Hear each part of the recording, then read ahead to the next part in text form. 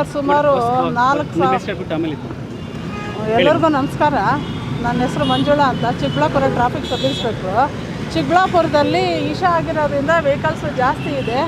ಮತ್ತು ಬುಲೆಟ್ಗಳಿಗೆ ಎಲ್ಲರೂ ಆಲ್ಟ್ರ್ ಸೈಲೆನ್ಸರ್ಸ್ ಹಾಕ್ಕೊಂಡು ಸೌಂಡು ಕರ್ಕಶ ಶಬ್ದ ಜಾಸ್ತಿ ಪೊಲ್ಯೂಷನ್ ಇದು ಮಾಡ್ತಾಯಿದ್ರು. ಇದನ್ನು ನಮ್ಮ ಸಾಹೇಬರು ಯಾವ ಬುಲೆಟ್ಗೆ ಯಾವ್ದು ಮಾಡಿಫೈ ಮಾಡಿರ್ತಾರೋ ಅದೆಲ್ಲ ರಿಮೂವ್ ಮಾಡಿಸಿ ಡೆಮಲಿಷ್ ಮಾಡಿಸೋಣ ತೆಗೆಸಿ 100 ಟಾರ್ಗೆಟ್ ಕೊಟ್ಟರು. ವಿತಿನ್ 1 ಮಂತಲ್ಲಿ 110 ರಿಮೂವ್ ಮಾಡಿದ್ದೀವಿ. ನಾನು ಒಬ್ಬಳೇ ಅಲ್ಲ, ನಮ್ಮ ಸಿಬ್ಬಂದಿಯ ಸಹಕಾರದೊಂದಿಗೆ ಎಲ್ಲನೂ ಬರೀ ಚಿಕ್ಕಬಳ್ಳಾಪುರದಲ್ಲಿ ಮಾತ್ರ ಇವು ರಿಮೂವ್ ಮಾಡಿರೋದು, ಬೇರೆ ಎಲ್ಲೂ ರಿಮೂವ್ ಮಾಡಿಲ್ಲ, ಬರೀ ಟೌನಲ್ಲಿ ಅಷ್ಟೇ ರಿಮೂವ್ ಮಾಡಿರೋದು. ನಮ್ಮದು ಒಂದು ವಿನಂತಿ ಏನಪ್ಪ ಅಂದರೆ, ಇದು 2ನೇ ಸಲ ಮಾಡ್ತಾಯಿದ್ದೀವಿ ಚಿಕ್ಕಬಳ್ಳಾಪುರದಲ್ಲಿ ಆಲ್ಟ್ರ್ ಸೈಲೆನ್ಸರ್ಸು. ಇಷ್ಟೊಂದು ಮೊತ್ತ ಇದೇನೇನೋ ಫಸ್ಟು ಅಂದ್ಕೊಳ್ತೀನಿ. ಜನರಲ್ಲಿ ಸಾರ್ವಜನಿಕರಲ್ಲಿ ಒಂದು ವಿನಂತಿ ಏನಪ್ಪ ಅಂತಂದರೆ, ಈ ಥರ ನಾವು ಆಲ್ಟ್ರ್ ಸೈಲೆನ್ಸರ್ಸ್ ತೆಗೆಸಿ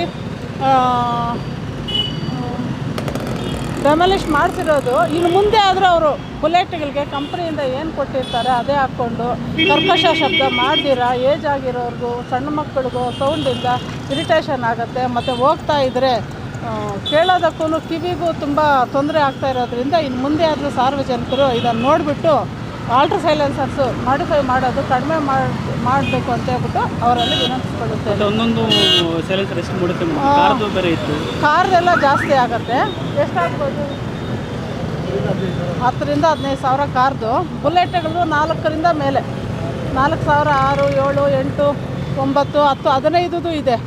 ಮತ್ತು ಗನ್ ಶಾಟ್ ಇದೆ.